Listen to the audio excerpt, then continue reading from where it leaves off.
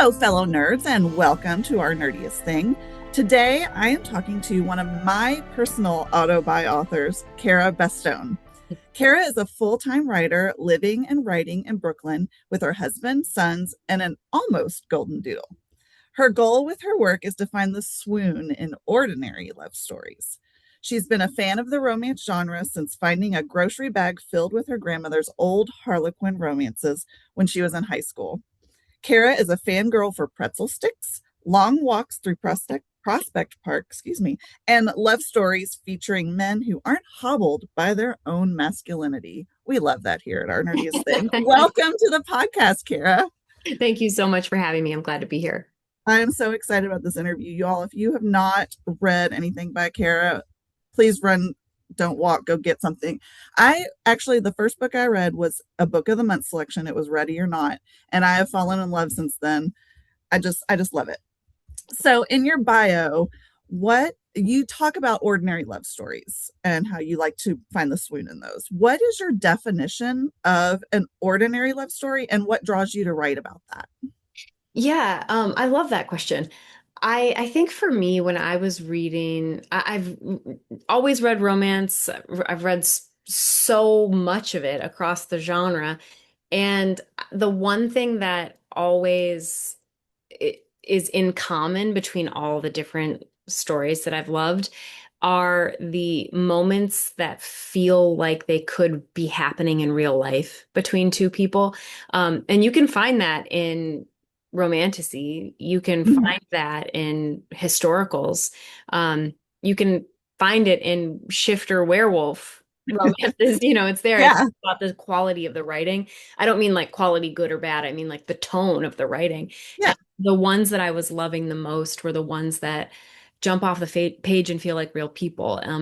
yeah. Honestly, I love mundane details in romances. Like I was just talking to my friend today who was like, it's driving me nuts because I read in this one romance novel, I read about the male main character uses this very specific type of soap, and I just want to use this soap so badly. I was like, oh, Care about the details. yes, I Like love that's the romance things that authors. stick. Those are the things that come out in fandoms where, Yeah. you're like attached to something like that. Yeah. I love it too. I love being able to feel like I could step into that world and meet them on the street and fit right in, right? Like, and they're doing things that I would do. Totally. Yeah. Or if they're not doing things that I would do, to get these moments of humanity in Yeah. there, like I love I'll burn the world down for her love story. Right. Not that I'd want that to happen to me. I'm like, yeah, chill out, dude. Right, We're just, we're right. just But vibing. for me, I'm like, I don't believe he'd burn the world down for her if he doesn't like know how she takes her coffee. Or, Yeah. you know what I Yeah. mean? Like I need those real world details and those real world sensibilities in there for me to even buy the epic love story in the first place, I guess. So I Absolutely. think that's kind of what I Absolutely. mean. I don't write I I don't write romantasy or I write very real world stories. So I guess there's a tip of the hat in there too, of ordinary, like it's set in your world, it's set in my Yes. world, it's this world that these stories Yes. are set in. Yeah, I love it. That's what draws me to your stories for sure. Yeah, there's just something about those, and that's what builds the chemistry, I think. Like, is those little small things, Mhm. right? That, like you said, will make you believe that he would burn the world down for you Right, if he right. knows those little things. Yeah, absolutely. So one thing I discovered when I was like going through all your backlist is you have a few books that were made specifically for Audible as audiobooks. Was that something that you had always planned, or did Audible approach you? I have a few questions about this, but start with that. Were you always planning to do something like that? No, not at all. So I cut my teeth as a ghostwriter, and I was writing across all genre, mystery, thriller, um, fantasy, sci-fi, and romance. The books of mine that were doing well were the sci-fi and the romance. Um, I so and I was reading so much romance, that's where I wanted to be writing, but I was trying all of these different voices on. I was writing in all these different subgenres. I just was like, there was nothing I wouldn't try. And I was good at it. Mhm. But then I wrote my first that ever got published under my name. It's called Just a Heartbeat Away. And eventually I ended up selling it to Harlequin.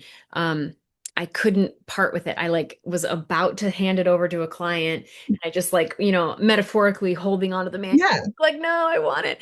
And that was the one that I was like, okay, I'm going to take the leap. I'm actually going to try out this author thing. And my editor there at Harlequin who bought that book, her name is Allison Carroll. She's brilliant.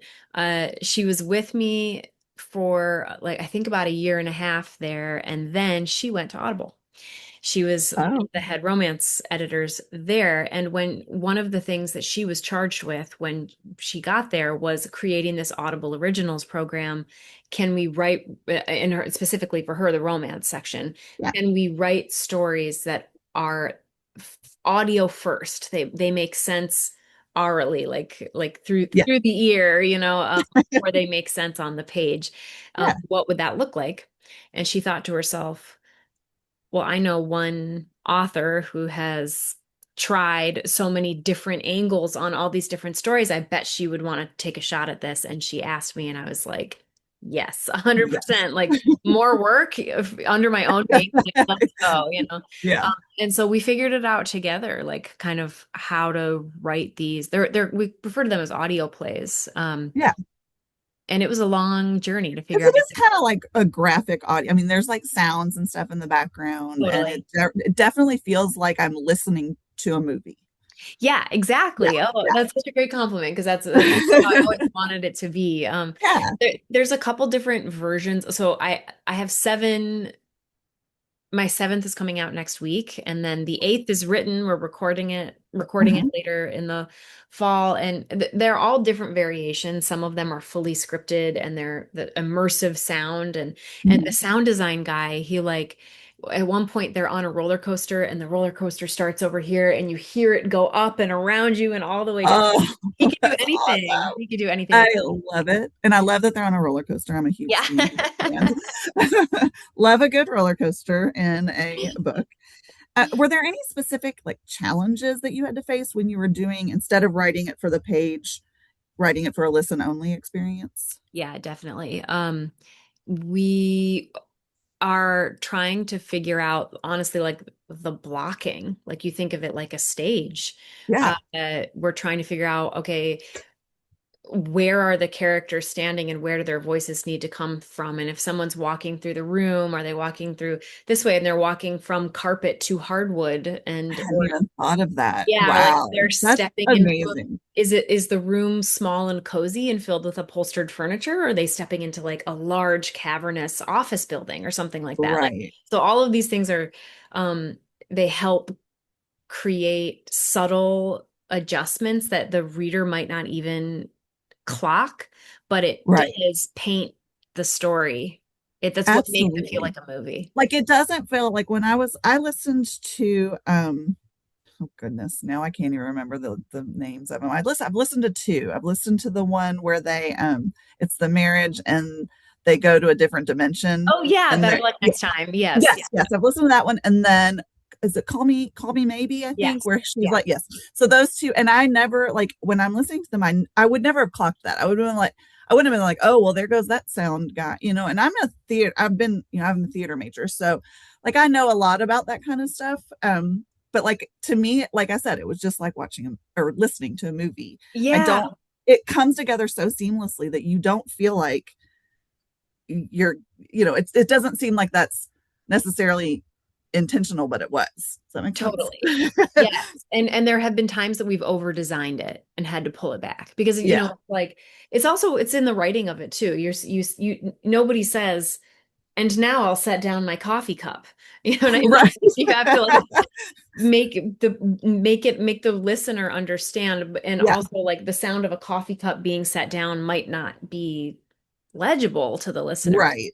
You're This is like, what's that? Somebody dropped something in the studio or yeah, something. exactly, Yeah. exactly. Um, Yeah, or like we had complaints actually about Call Me Maybe because she's driving and people are honking at her, and people complained being like, excuse me, I listened to this while I'm driving. You almost caused an accident. Like I couldn't tell where the horns were coming from. Oh, that's So, funny. so we had to I like listen to it in the car too. But I don't remember doing that. Maybe I just don't pay attention to people honking. we just had like we have so much fun reading the reviews and trying to like kind of reverse engineer what worked and what didn't. Yeah. Uh, Yeah. I'm so glad to be on the Nerdiest Thing podcast right now because very few people find this interesting, and this is my big nerd thing. So I'm like, thank you for letting We me talk about this. we love a good nerdy thing here at Our Nerdiest Thing. That's why it's called that. We are very big nerds, so we love to find it, hearing all the nerdy things.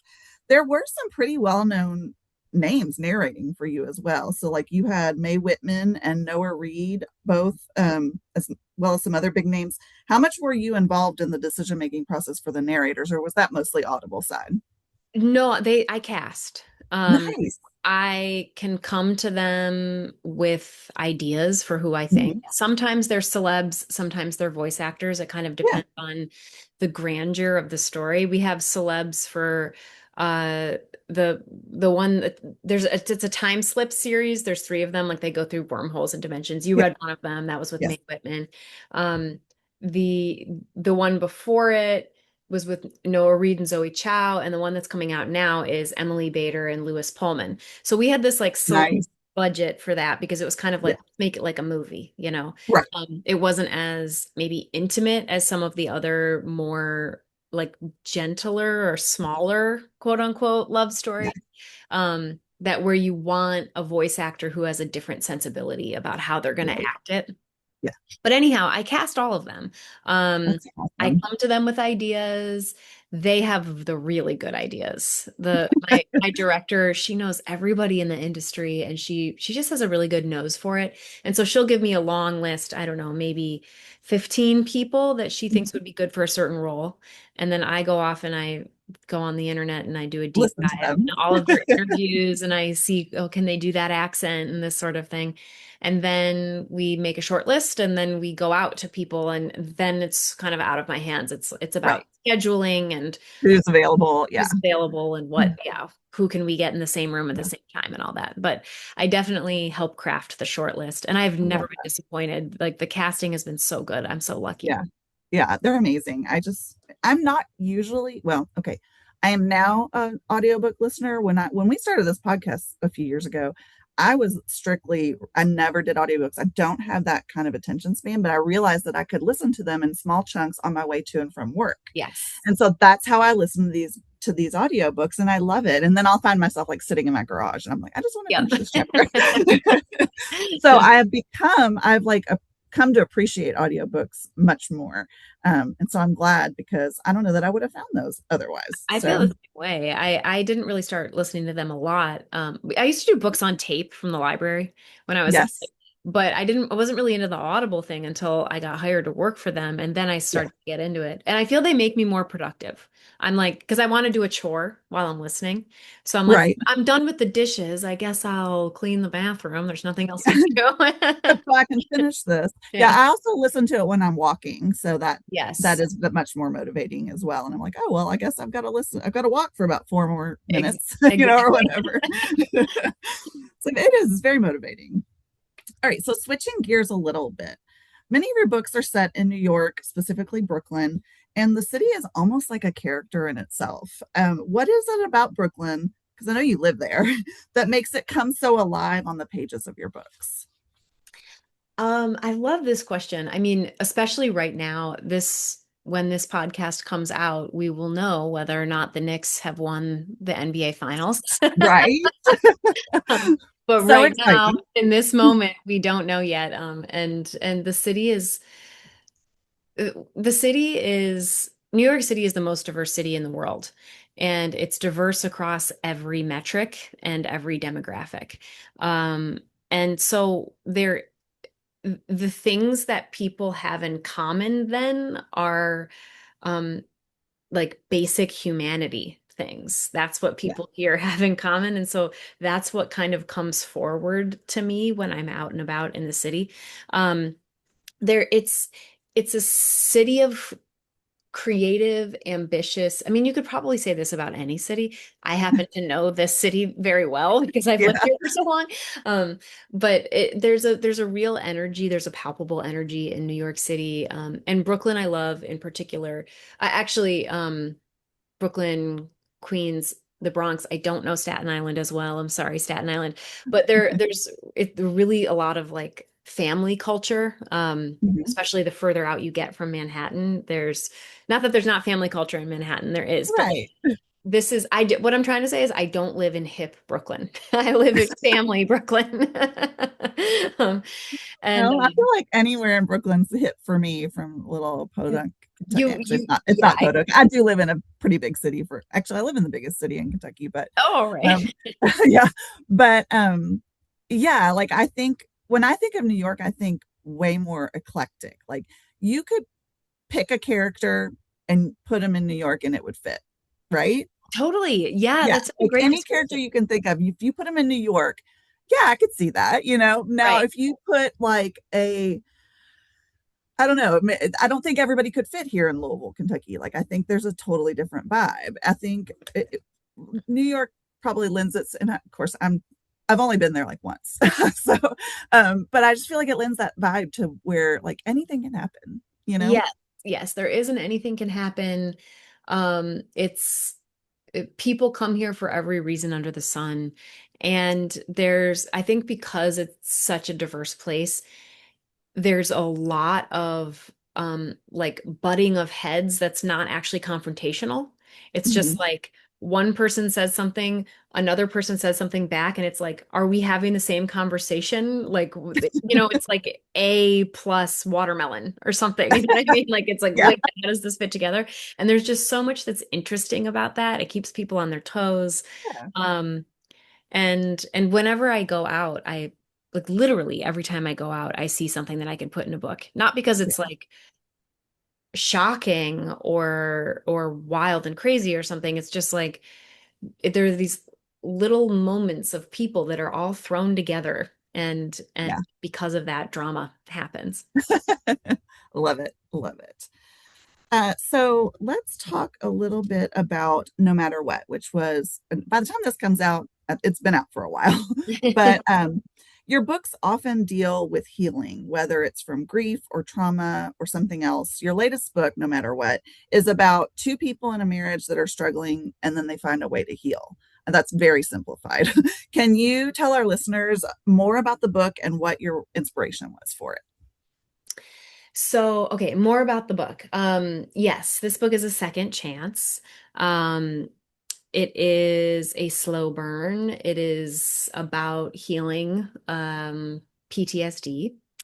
It is a marriage in trouble, and but gosh, do they love each other.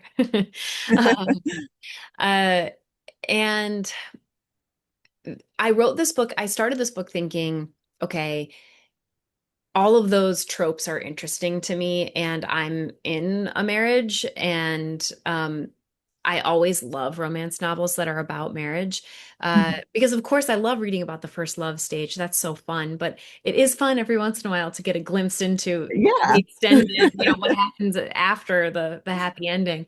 Um, and my journey with romance novels always has been to learn about what's possible in relationships. And the older I get and the further into marriage I get, I wanted to see more modeling about what's possible in a marriage. yeah, And so I wanted to write that book.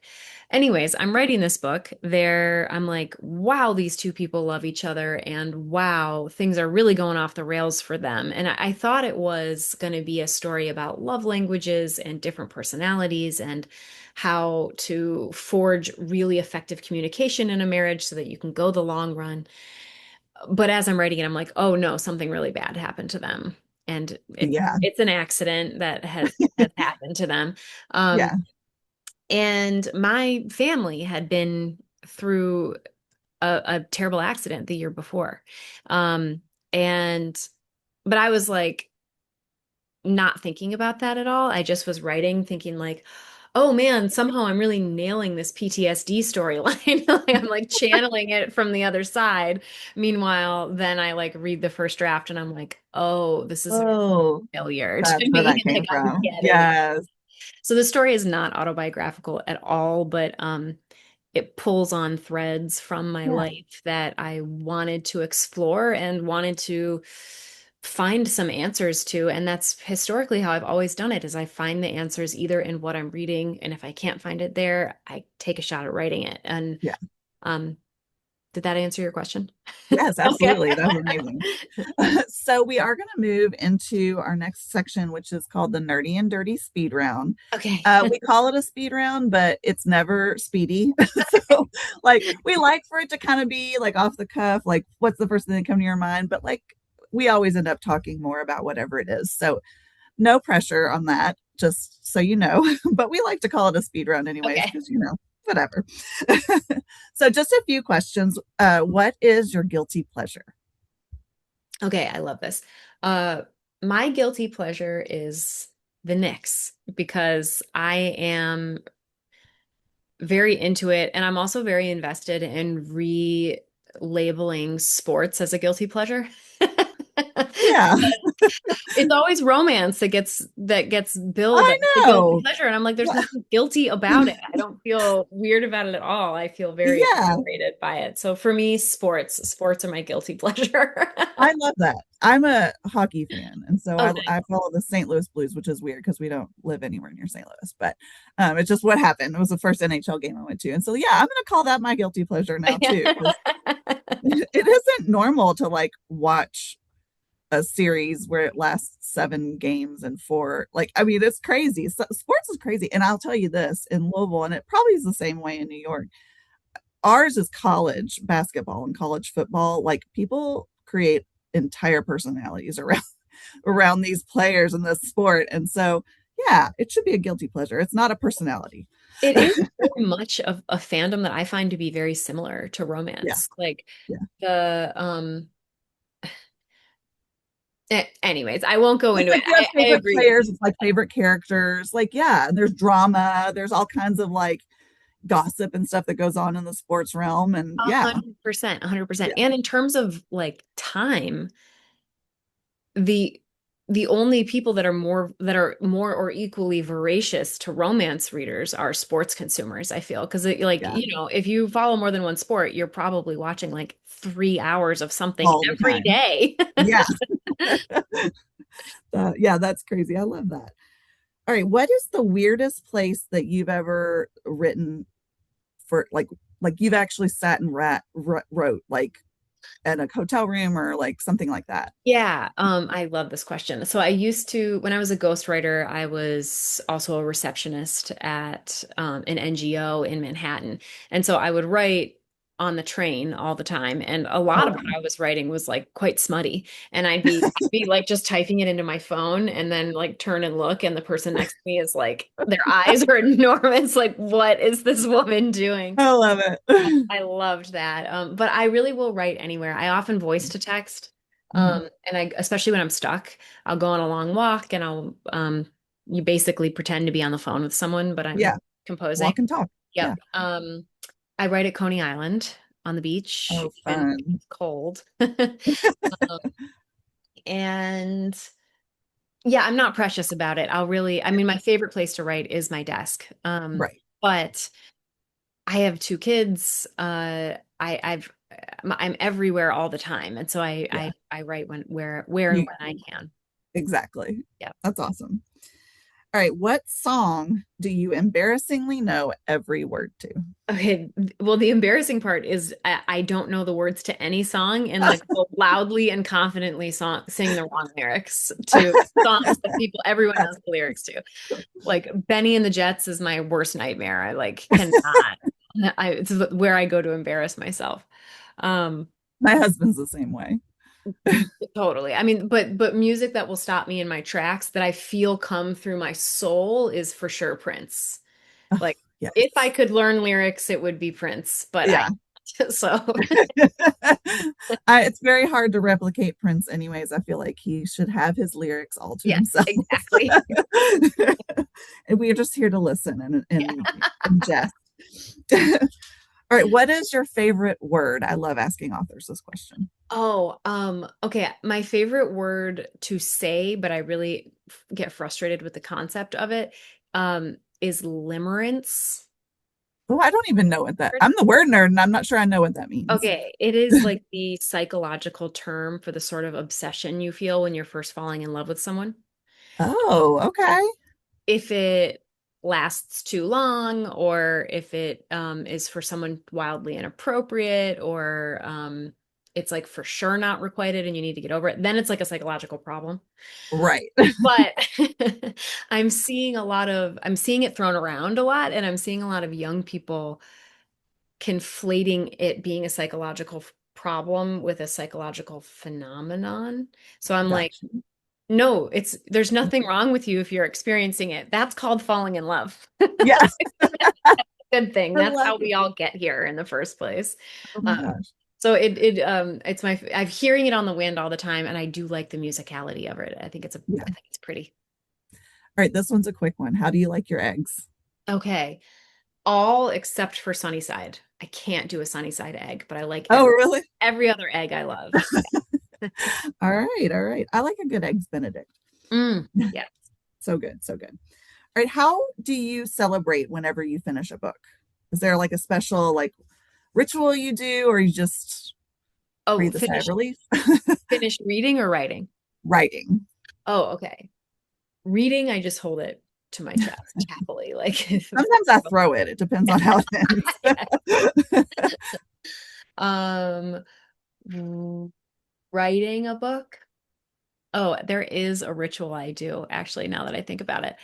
I will close my computer and crawl on my hands and knees to wherever my husband and children are, like I'm like crawling out of a cave of my own making, like I do this bit, like I'm back, I can be with you again, and then we all celebrate. um but I'll go for a beer, usually by Yeah, myself. I cry every time that I'm done writing a book. yeah, So relieved and so sad to be done with whatever yeah. stage. I cry at the end of the editing. I'm waterworks. So crying I is am too. celebration. Yeah. Yeah. Crying equals celebrating. I love Yeah. that. All right, what is your favorite scene from No Matter What? I have a lot of them, especially because I was nervous about writing this book because so much of it is about drawing and figure drawing. And I was just like, I'm not sure how to make this compelling on the page. But then as I was writing it, it was happening quite naturally. And I love Mhm. all of these like half serious, half hilarious scenes where she's like having these emotional epiphanies and she's just like drawing a very naked, strange man at the same time. I loved writing those. But my very favorite scene is actually the very first scene I wrote before I knew this was going to be a book, even, um, which is she's very drunk and she's just accidentally gone on a date with someone, and she stumbles back to the apartment and is like so horrified that that she like accidentally went on a date, but she's still married, she's still in love with her husband, all this, and she like confesses it all to him, and he finds the whole thing hilarious. He like so charmed by her and is so unintimidated by this man that he knows she's not into, and like I started it thinking that this would be like a really juicy fight scene, but then Mhm. suddenly there he was, and he was just like adoring her. And it felt like in some ways she was coming back to him through that scene. Yeah, And it just like their whole relationship unlocked or like unfolded for me from that scene. yeah. Well, It's always, like it's unexpected, and it's the beauty is in the yeah, unexpected. Yeah, yes, yeah, exactly. yeah. All right, finally, this is my actually absolute favorite question to ask anybody. What was your middle school style like? I love this. Um, uh, cool, but not cool. I was like total hippie, did not shave anything except my head. Shave my head. I Um, shaved mine like underneath. I just oh, had it shaved underneath and everything. Like, yeah, that is cool. That is cool. I don't know if it was cool, but I did. Oh, it is. Like think about if you saw a middle schooler who had done that, you'd be like, yes, live your Yeah, I life. would be. I would be like, you're amazing. I was vegetarian. I was, uh, not, I was a contrarian. I liked to argue, with the boys, with any male figure in my life, authority Love or it. otherwise. Um, Love it. I don't think a lot of middle school girls know they can do that. Yeah. You know, they Yeah, don't know that they can have that. They can be that way. Like they can challenge guys. They don't have to sit back and like, I don't know. I love that. I love that because middle school is a time of like not a lot of confidence. So when you find that confidence that early, I just love it. totally. I Yeah. totally agree. And I think that's like, was I reading like full romances then? I don't think I was quite yet reading romances in middle school, but the heroines of the books I was reading, everybody was spunky, everybody Yeah. was sticking up for themselves. I was like, I kind of didn't care about being attractive, I think. Like it Yeah. hadn't filtered down the social, Yeah. like it just was like I was trying to be strong, I think, in middle school. And then Yeah. high school comes around and sort of, flattened me. But that's another story for another time. Middle school, I was cool. Oh, middle school is what flattened me. And then at high school, I don't know, I kind of came up. Honestly, I didn't feel like I came into my own and like really like brought my full self into myself until I'd already had kids for like 10 years and I was in my like late 30s. And then I was like, I realized like I don't care what other people think of me. Yes. I never really did, but I pretended I did. Like it was really strange.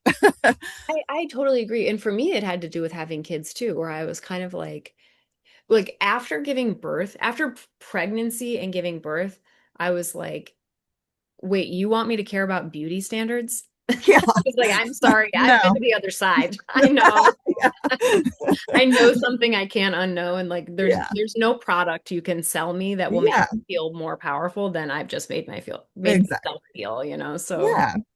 And then like raising them, like you're like, oh, I'm supposed to like be smarter than these kids. Oh right. shit. Like I'm supposed to like actually raise these little humans. I But know. It's I mean, I had that feeling walking out of the hospital with my first in the car, you were like carrying the car seat out yeah. with the baby strap. And I like looked back like, okay, we really are taking him now. Like, are you sure this is You're not coming okay? with us. Yeah, I love it. Yeah. I think every mom goes through that though. definitely. Yeah. Yeah. All right. Finally, we're gonna just ask a few general questions to wrap up. First of all, where's the best place for readers and listeners to connect with you? So it kind of depends on what kind of connection you want, but I'm most active on Instagram. I have a social media manager who's absolutely brilliant, and she creates a lot of the content we put up. But most of the things that are like personal life in stories, that's me. And then if I'm ever DMing with you, that's actually me. So Okay. you can reach out, you can find me there. And if you want to hear like directly from me, more thoughts and feelings, my newsletter on my website. And that's all just Cara Bastone at Yeah. .com or on at Cara Bastone on Yeah. IG. And I don't news blast a lot and I'd never try to sell you anything. It's just like thoughts and Yeah. feelings from me. Love it. Love it. And where can we find and purchase your products? Uh, Projects. Sorry, I don't know why I said products. yeah. Sounds um, so weird, like you're hawking like right. shampoo. That would be real 180 if I was like, also, yes, I am selling makeup today. um, well, anywhere you can purchase books, you can get anything that I have that's out in paperback. But then also on Audible, those are the Audible originals that they're exclusively on Audible, except the first three, Call Me Maybe, Sweet Talk, and Seatmate, are coming out in trade paperback. It will be 2 days after this podcast comes out. Oh, that's They're amazing. Oh, I'm gonna releasing run out and get those. yeah, That's so it's a cool. repackage of of this material that I had written, but they hold up beautifully well on the page, and they're I love it. gorgeous. Like the covers they did, mwah, it's beautiful. Oh, I can't wait. Oh, I can't wait. Do you have any upcoming conventions or signings that you're attending? I know you just did a big tour for No Matter What. Yes, I did. I will be at the Minneapolis Midwest Bookish Fest, although that's in the past now for this recording. I know the beauty of recording ahead of time. Yes, exactly. On July 16th, that's the release date for those three books, and I'm doing a book release um, event in Brooklyn with Alexis Daria, and actually one of the voice actors from Call Me Maybe is coming and is going to do a reading, like in character. Oh my Very gosh. excited. I'm so Um, jealous I don't live closer. yeah. Well, I think maybe we might record that part, so I'll put it Oh, up. that would be amazing. Yeah. Awesome. Um, Awesome. and gosh, I'm around, but you'll find it on my IG is the best place to Okay. find where I'll be next. Awesome. And then the final question, we always end our podcasts with us explaining what our nerdiest thing of the week was. And it's usually bookish, but it doesn't always have to be. Sometimes it's just an embarrassing moment that one of us had or something really like that we nerded out that week about. So we would love to ask you what your nerdiest thing of the week or, month or whatever. Nerdiest thing of the week. I'm reading this book here. Actually, it's right here. Um, it's called Winners Take All. It's about philanthrocapitalism and like Ooh. why are we letting the rich decide what social change happens? Uh, Nerdy. Yes, but also super fascinating. It's Yeah, terribly that's interesting. That's insane. It's a Yeah, really I mean, like something that I never honestly like gave much thought to until now. And now probably that's all I'll think about on my way to Colorado.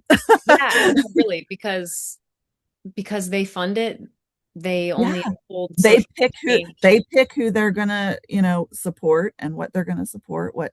and they'll Yeah. never, the system works for them, so they'll never change it. It's all Yeah. status quo, baby. It's crazy. Oh It's crazy. Yeah. man, I can't think about it too much or I'll get depressed. Yeah, exactly. Well, there are solutions that are offered in this. So That's I good. So yeah. there is hope.